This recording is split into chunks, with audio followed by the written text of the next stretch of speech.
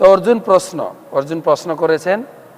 আমি আগে বলেছি অর্জুনের সারা গীতাতে তিনি 16খানা প্রশ্ন করেছেন। তার এই প্রথম প্রশ্ন। এই প্রশ্ন আমরা প্রথম দিন থেকে আলোচনা করেছি। অর্জুনের ভূমিকা হচ্ছে আমাদের চিন্তাধারা বা আমাদের কথাকে, আমাদের চিন্তা ভাবনাকে ভগবান কৃষ্ণের কাছে ব্যক্ত করেছেন। ভক্তিযোগের কথা শুনে অর্জুন প্রশ্ন করলেন, ভক্তিযোগ করছে এমন এক ব্যক্তি লক্ষণ কি? তিনি কিভাবে কথা বলেন, তিনি কিভাবে অবস্থান করেন এবং তিনি কিভাবে বিচরণ করেন। আসুন আমরা পড়ি।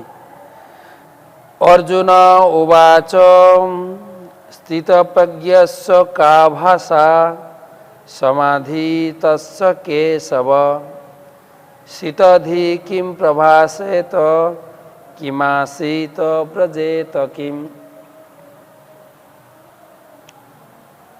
বিষয়ভিত্তিক প্রশ্ন, যে বিষয়ে আলোচনা হচ্ছে সেই বিষয়ভিত্তিক প্রশ্ন অর্জুন করেছেন। তুমি ভক্তিযোগের কথা বললে হে কেশব, এ অচলা বুদ্ধি সম্পন্ন ভক্তিযোগ যে করে স্থিতপ্রজ্ঞ, তার লক্ষণ কি? সে ব্যক্তি কিভাবে কথা বলেন, তিনি কিভাবে অবস্থান করেন, তিনি কিভাবেই বা বিচরণ করেন। একটাই প্রশ্নের 4টে ভাগ। প্রশ্নটা ভালো করে বোঝার চেষ্টা করবেন। যিনি ভক্তিযোগ, যিনি ভক্তিতে স্থিত হয়েছেন, আমরা তো জগতে সবাই বলি আমি ঠাকুরকে ভক্তি করি, কিন্তু ভগবান এখানে একটু বিস্তার বর্ণনা করবেন। আমরা কেউ না কেউ ঠাকুরকে ভক্তি করি, কিন্তু সে ভরসা কি ভক্তির লক্ষণ? ভক্তিটা কোনো ভাবাবেগ নয়। কিন্তু সাধারণ লোক মনে করে যে ভক্তি এটা ভাবাবেগ, ভাবুকের লক্ষণ। কিন্তু ভগবান এখানে বোঝাবেন এটা ভাবুকের কোনো ভাবাবেগ নয়। কিন্তু ইংরেজিতে বলে ইমোশন ইজ নট ডিভোশন। আপনার ভাবাবেগটা ভক্তি নয়। ভক্তি একটা বিজ্ঞান, বিজ্ঞানসম্মত ব্যাখ্যা ভগবান তুলে ধরবেন। অন্যান্য শাস্ত্রগ্রন্থ আপনার পড়বেন। আমাদের একটা গ্রন্থ আছে, ছিল রূপ গোস্বামী, তিনি লিখেছেন ভক্তির বিজ্ঞান, যার নাম দিয়েছেন ভক্তি রসামৃত সিন্ধু। ভক্তি কাকে বলে, ভক্তির লক্ষণ কি, ভক্তি যে করবেন তার কি যোগ্যতা, এবং ভক্তি করার ফলে ধীরে ধীরে আপনি কিভাবে এগোবেন এবং ভক্তির ফলে আপনি কোন জায়গায় পৌঁছাবেন। প্রথমে স্টার্টিং হবে আদৌ শ্রদ্ধা, সাধুসঙ্গ, ভজন ক্রিয়া, অনর্থ নিবৃত্তি, নিষ্ঠা, রুচি, আসক্তি, ভাব, প্রেম, গোলক বৃন্দাবন পর্যন্ত আপনি পৌঁছাবেন ভক্তির মাধ্যমে। তাই অর্জুন প্রশ্ন করছেন, কোনো ব্যক্তি যিনি ভক্তি করছেন তাকে কি দেখে চিনব আমরা, তার লক্ষণ কি, তিনি কিভাবে কথা বলেন, তিনি কিভাবে অবস্থান করেন, তিনি কিভাবে বিচরণ করেন। তো ভগবান কৃষ্ণ এই একটাই প্রশ্ন 4টে ভাগ, এই প্রশ্নের উত্তর দিয়ে এই অধ্যায়কে সমাপ্ত করবেন। প্রথম প্রশ্ন, লক্ষণ কি? লক্ষণ একটা শ্লোকে উত্তর দিয়েছেন 55 শ্লোকে। শ্রী ভগবানুবাচ প্রজাহতি যথা যদা কামন সর্বান পার্থ মনোগতান আত্মন্যেবাত্মনা তুষ্ট স্থিতপ্রজ্ঞস্তদোচ্যতে। পরমেশ্বর ভগবান উত্তর দিলেন, তিনি বললেন, হে পার্থ, জীব যখন মানসিক জল্পনা কল্পনা থেকে উদ্ভূত সমস্ত মনোগত কাম পরিত্যাগ করে, তার মন যখন এভাবেই পবিত্র হয়ে আত্মাতেই পূর্ণ তৃপ্তি লাভ করে, তখনই তাকে স্থিতপ্রজ্ঞ বা ভক্ত, ভক্তিমান ভক্ত বলা হয়। এখানে ভগবান উত্তর দিয়েছেন যে ভক্ত ভক্তি করছেন তাকে বলে স্থিতপ্রজ্ঞ।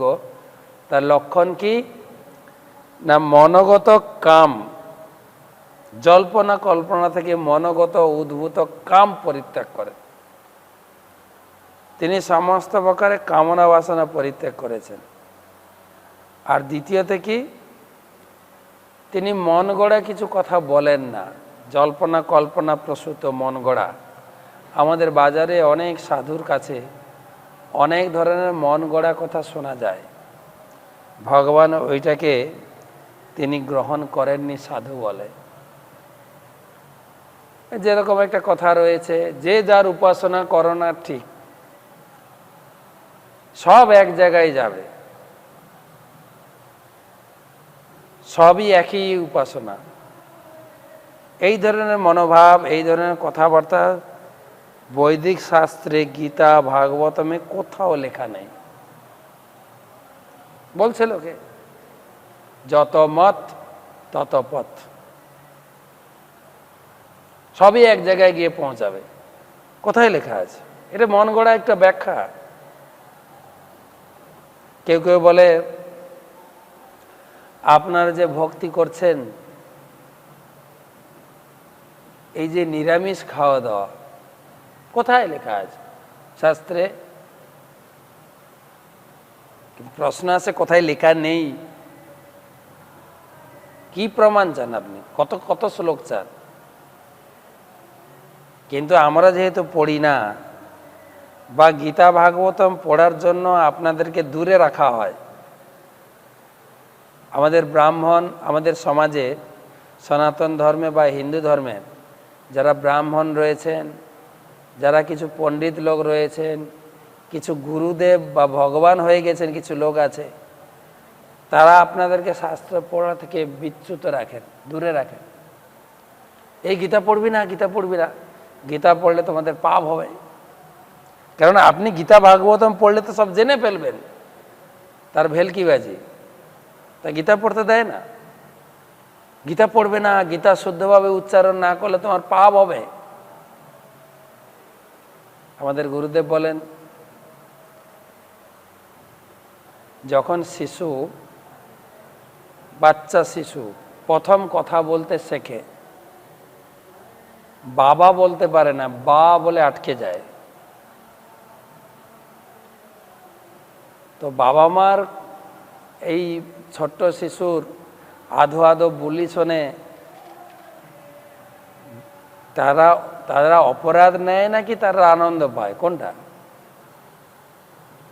আপনার তো বাবা মা, বলুন।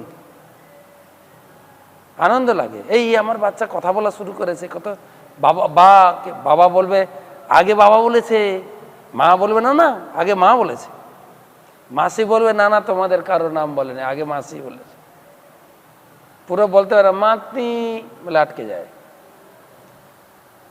তো তাতে আনন্দ হয়। ঠিক সেরকম আমরা যখন গীতা পড়া শুরু করি, আমরা ভগবানের কাছে শিশুর মতো। উচ্চারণ সঠিকভাবে না হলেও গীতা পড়ো, পড়তে পড়তে পড়তে পড়তে উচ্চারণ সঠিক হবে। গীতা অবশ্যই পড়বে।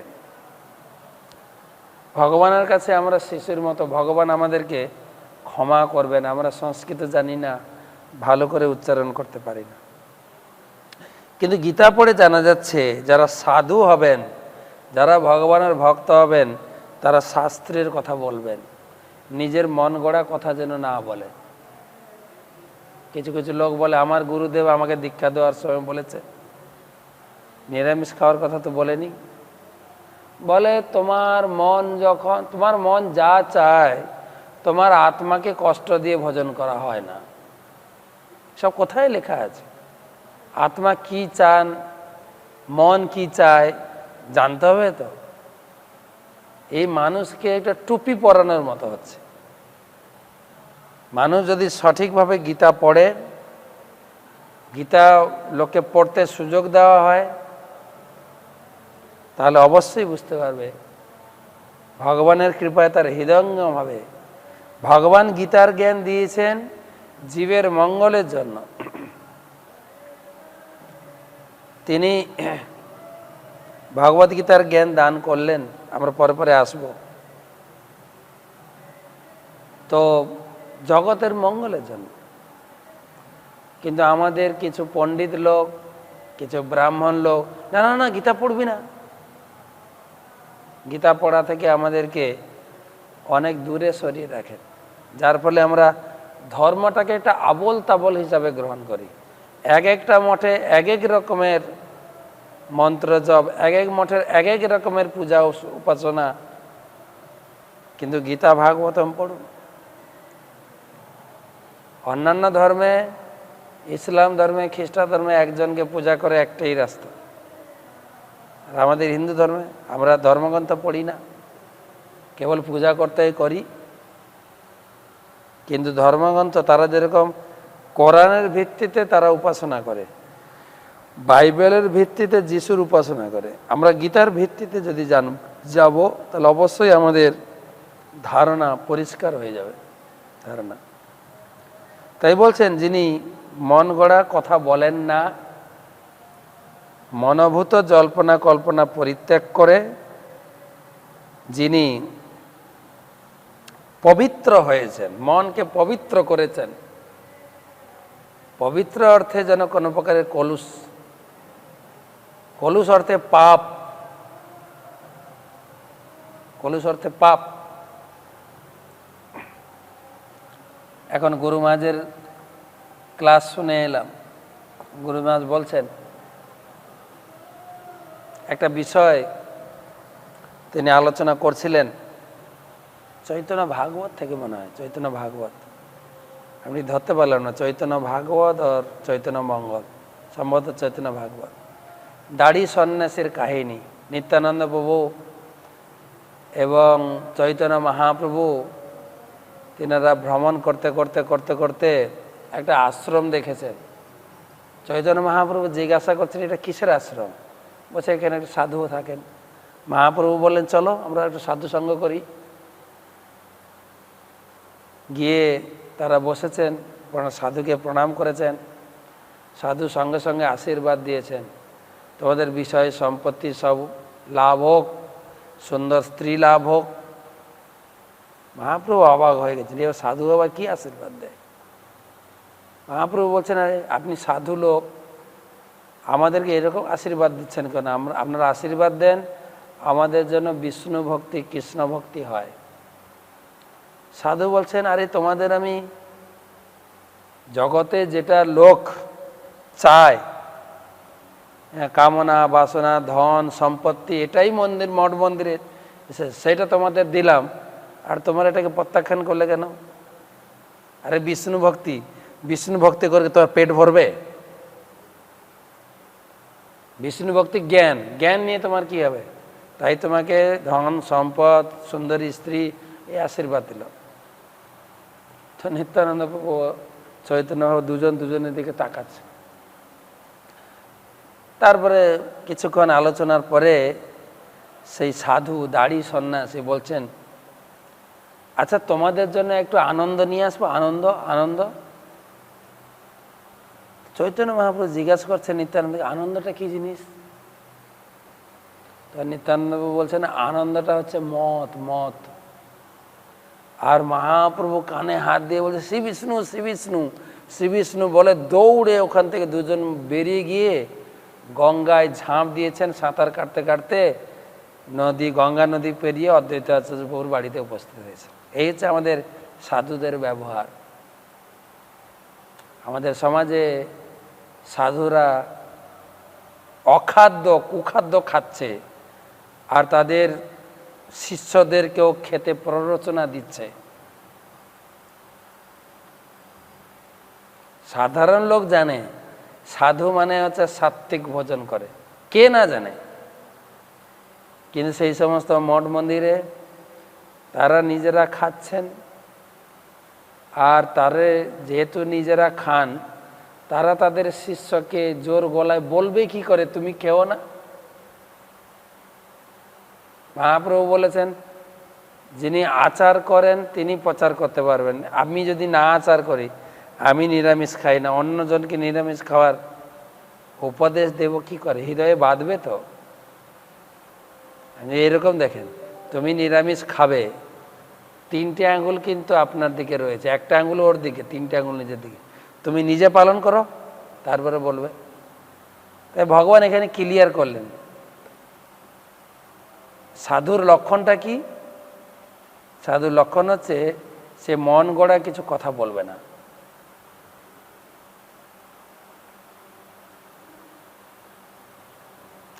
এরপরে দুটো শ্লোক 56-57। তাই আমাদেরকে বিচার বিবেচনা করে সাধারণভাবে আমরা জানি জীব হত্যা মহাপাপ, আমরা যেন পাপ না করি।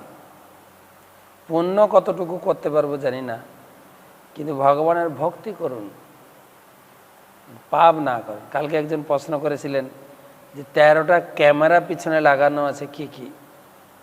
আমি ব্যক্তিগতভাবে ওনাকে উত্তর পাঠিয়েছি, তবুও বলি 13টা ক্যামেরা গুনবেন: সূর্য, চন্দ্র, দিন, রাত্রি, সন্ধ্যা, পৃথিবী, জল, বায়ু, আকাশ, অগ্নি, দেবতা, দিক, চারিদিক আছে না, 10 দিক। দিক কটা হলো? 12টা। আরেকবার: সূর্য, চন্দ্র, দিন, রাত্রি, সন্ধ্যা, পৃথিবী, জল, বায়ু, আকাশ, অগ্নি, দেবতা, 10 দিক। কত? 12। আর শেষে হচ্ছেন পরমাত্মা, 13। সঙ্গে সঙ্গে ঘুরছে, সব সময় আছেন আমাদের পিছনে। পাপ, তাই বলছেন, শাস্ত্রে বলছে কিবা জ্যোতি সতী কিবা নিজ জাতি। জ্যোতি মানে সন্ন্যাসী, সতী মানে সতী নারী। কিবা জ্যোতি সতী, কি সন্ন্যাসী হোক বা সতী নারী হোক, যে হরি নাহি ভজে, যে হরি ভজন করে না, ভবে জনমিয়া জনমিয়া রৌরবে পড়ি মজে। তিনি এই জগতে বড় বড় কথা বললেও তাকে নরকে যেতে হবে। নরক, তার জন্য কোন নরক? রৌরব নরক। রৌরব নরকটা অনেক বড়, কেননা তারা শিষ্যকে নিয়ে ঢুকবে তো ওখানে, সেই জন্য ওদের জন্য নরকটা বড় করা হয়েছে। জগৎকে ভণ্ড বা জগৎকে চিটিং করছে, শুধু কাউকে ধরে এনে বসে ইনি হচ্ছেন ভগবান। কোথায় লেখা আছে? খুব পরিষ্কারভাবে গীতায় ভগবান ক্লিয়ার করলেন যে মন গড়া কথা তিনি বলেন না, এবং শাস্ত্রের আধারে তিনি তার জীবনকে পরিচালনা করেন এবং সকলকে উপদেশ দেন। এবারে দ্বিতীয় প্রশ্ন ছিল তিনি কিভাবে কথা বলেন। দুটো শ্লোকে 56 এবং 57। 56 শ্লোক: দুঃখেষু অনুদিগ্ন মনা সুখেষু বিগত স্পৃহ বিতরাগ ভয় ক্রোধ শীতদি মুনি উচ্চতে। প্রশ্ন ছিল কিভাবে কথা বলেন। তিনি ইংরেজিতে কথা বলেন, না সংস্কৃতে কথা বলেন, না বাংলা ভাষায় কথা বলেন, কিসে কথা বলেন? ভগবান উত্তর দিচ্ছেন, ত্রিতাপ দুঃখ উপস্থিত হলে যার মন উদ্বিগ্ন হয় না, সুখ উপস্থিত হলেও যার স্পৃহা হয় না, যিনি রাগ ভয় ক্রোধ থেকে মুক্ত তিনি স্থিতধী, তিনি হচ্ছেন স্থিতপ্রজ্ঞ। ভগবান একটু অন্য অ্যাঙ্গেল থেকে উত্তর দিয়েছেন। তিনি কিভাবে কথা বলেন মানে কিভাবে তিনি প্রতিক্রিয়া ব্যক্ত করেন।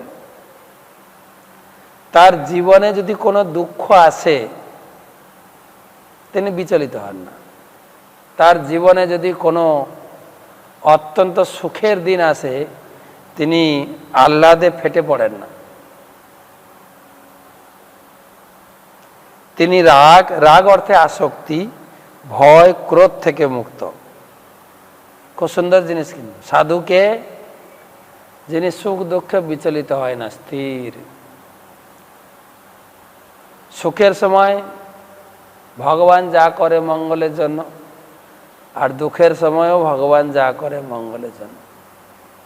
তার মন স্থির, সীতা ধীমুনি, তার মন স্থির। আমরা তো যখন কোনো আমার অনুকূল জিনিস প্রাপ্ত হই একদম আহ্লাদে ফেটে পড়ি।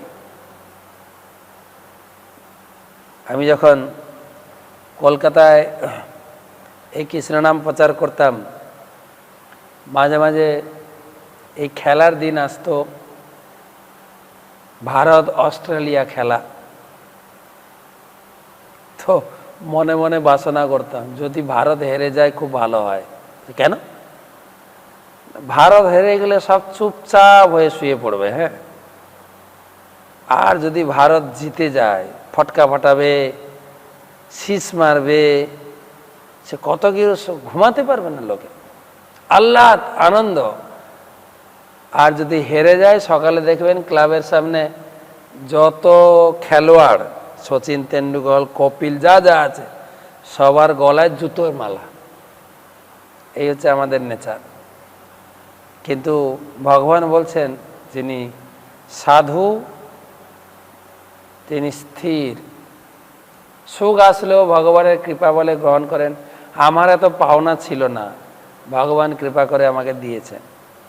আর যখন দুঃখ নেমে আসে তার জীবনে, দুঃখ কি আসে সাধুদের জীবনে? না, না। অনেক সময় তো লোকে প্রশ্ন করে আপনাদেরও দুঃখ আসে? সাধুদের তো বেশি দুঃখ আসবে। যত দুঃখের মধ্যে থাকবে তত ভগবানকে ডাকবে। সুখে থাকলে ভূতে খায়, সুখে থাকলে ভগবানকে ভুলে যায় লোকে। তাই প্রতিটা পদক্ষেপে ভগবানকে মনে রাখার জন্য তার প্ল্যান। যেরকম পঞ্চপাণ্ডব, তাদের জীবনটা কেমন কেটেছে। আবার যুধিষ্ঠির মহারাজ, তিনি তো অনেক সুখে ছিলেন, কিন্তু পঞ্চপাণ্ডব দুঃখের মধ্যে থাকলেও ভগবান তাদের সঙ্গে ছিলেন। আমাদের বাংলায় একটা কথা বলে না, আমাদের বিল গেট উনি একটা কথা বলেছেন, ওনার একটা নীতি আছে। বিল গেট উনি বলছেন, যখন তোমার টাকা থাকবে তখন তুমি নিজেকেও ভুলে যাবে তুমি যে কি, হাওয়াতে উঠতে থাকবে, কাউকে তুমি পাত্তাই দেবে না। টাকা থাকলে তুমি নিজেকে ভুলে যাবে, আর যখন টাকা থাকবে না দুনিয়া তোমাকে ভুলে দেবে, দুনিয়া তোমাকে পাত্তা দেবে না। দেখ লোকটার কাছে কি লাভ নেই, ঠিক না? টাকা থাকলে টাকার গর্বে নিজেকে ভুলে যাবে, আর টাকা না থাকলে দুনিয়া তোমাকে ভুলে যাবে। তো প্রশ্ন হচ্ছে, যখন দুঃখের দিন আসে কেউ থাকে না পাশে, কেউ থাকে না। এটা বাস্তব অভিজ্ঞতা। আমাদের গ্রামে একটা কথা আছে, যখন কেউ থাকবে না তখন কে থাকবে? যখন তোমার কেউ ছিল না তখন ছিলাম আমি। এখন তোমার সব হয়েছে, পর হয়েছে। যখন সবকিছু থাকে ভগবান বলবেন ও তো সবকিছু আছে, আমার আর কি দরকার আছে। তাই যখন সাধুর জীবনে দুঃখ নেমে আসে তখন ভগবানকে স্মরণ করে। সাধুর জীবনটা সুখ দুঃখে বিচলিত হন না, অর্থাৎ তিনি কাউকে দোষারোপণ করেন না। এটা হচ্ছে মেন উত্তর। এটাই কিভাবে কথা বলেন, তার জীবনে সুখ আসুক দুঃখ আসুক কাউকে প্রতিক্রিয়া করেন না, কাউকে দোষারোপ করেন না। তোমার জন্য আমি এই দুঃখ পেয়েছি না, তোমাকে আমি দেখে নেব। যেন কয়েকদিন আগে ঘটনা ঘটল না, নির্ভয়া কাণ্ড। আমার মেয়েকে যেভাবে মেরেছে আমি দেখে নেব তাদেরকে, চ্যালেঞ্জ। ঠিক আছে, এক পক্ষে যারা দোষ করেছে তাদের শাস্তি হওয়া উচিত, কিন্তু সাধুর জীবনটা অন্যরকম। কাউকে দোষারোপ করে না, আমার কপালে ছিল তাই। তো সেই জন্য সুখ দুঃখ উপস্থিত হলে সে কারোর উপরে রাগ বা কারোর উপরে হিংসা করেন না। এটা হচ্ছে তার কথা বলার ধরন। তিনি সব কিছু সইতে পারেন। তিনি মনে করেন, ভাগবতমে বলছেন, ভাগবতমে বর্ণনা করে ব্রহ্মাজি প্রার্থনা করছেন ভগবানের কাছে, তত্তেহ কনুকম্প্যা সুষুমেক সমান ভঞ্জান কৃতম কৃতম বিপাকম। ব্রহ্মা বলছেন, হে ভগবান, ভক্তরা জীবনের সমস্ত সুখ দুঃখকে নিজের পূর্বজন্মের কর্মের ফল বলে মনে করে আমি করেছি, কর্মের ফল মনে করে সহ্য করেন। আমার জীবনে দুঃখ আরো বেশি আসতো, ভগবানের কৃপায় কমে গেল। এটাই তো আছে শাস্ত্রে। আমাদের জীবনের দুঃখগুলো আমাদের হাতের রেখায়, কপালের রেখায় ফুটে ওঠে, যার ফলে জ্যোতিষী হাত দেখে বিচার করে বলে দেন, তোমার সামনে এই ফাঁড়া আছে, এই দুঃখ আছে। ফাঁড়া বা দুঃখ কাটানোর উপায় কি? বলে তুমি পাথর পরো, পাথর, স্টোন। বলা হয়েছে যদি অরিজিনাল স্টোন হয় আর জ্যোতিষ যদি ঠিক মতো বিচার করে, তাহলে ওই পাথর বা স্টোন আপনার জীবনের যা দুঃখ বিপদ বা ফাঁড়া আছে 30% কাটবে, 30% কাটবে। যদি আপনি গ্রহ পূজা করেন, নবগ্রহ আছে, শনি, বৃহস্পতি, বুধ, মঙ্গল, যে দশা লেগেছে সেই দশা কাটানোর জন্য যদি গ্রহ পূজা করেন, তাহলে 60% দোষ কাটবে। কিন্তু কেউ যদি হাততালি দিয়ে হরিনাম করেন, হরে কৃষ্ণ কৃষ্ণ কৃষ্ণ কৃষ্ণ হরে হরে হরে রাম রাম রাম হরে হরে, কেউ যদি হাততালি দিয়ে হরিনাম করেন, তাহলে তার 99% দোষ বা দুঃখ কেটে যাবে। বেকার আপনি টাকা দিয়ে জ্যোতিষ বা পাথরে খরচা করবেন কেন? হরিনাম করুন।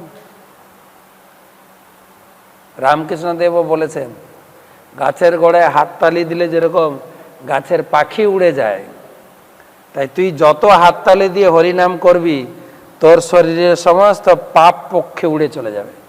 হরিনাম করুন। 99%, 1% যাবে। হয়তো আঙ্গুল কাটতো, সবজি কাটতে গিয়ে একটু মটিটা লেগে গেল, 1% যাবে। তাই সুখ দুঃখ তিনি সহ্য করে কাউকে দোষারোপ করেন না, প্রতিক্রিয়া করেন না। আর কি, য সর্বত্রান অবিস্নেহ তৎপ্রাপ্য শুভাশুভম নাভিনন্দতি নদেষ্টি তস্য প্রজ্ঞা প্রতিষ্ঠিতা। জড়জগতে যিনি সমস্ত জড় বিষয়ের প্রতি আসক্তি রহিত, প্রিয় বস্তু পেলে আনন্দিত হয় না, অপ্রিয় বস্তু উপস্থিত হলে দেশ করেন না, তিনি পূর্ণ জ্ঞানে অধিষ্ঠিত। একই জিনিস দুবার বলা হলো। তার অনুকূল জিনিস পেলে অত্যন্ত আনন্দিত হন না, বা তার কোনো বিপরীত কিছু পেলে, দুঃখ জিনিস পেলে তিনি ক্রোধান্বিত বা কোনো কি বলে দুঃখ প্রকাশ করেন না। এটা হচ্ছে তিনি কিভাবে কথা বলেন। তিনি ভগবানের উপর নির্ভরশীল। আমাদের বাংলায় একটা কথা আছে, ভগবান যা করেন মঙ্গলের জন্য।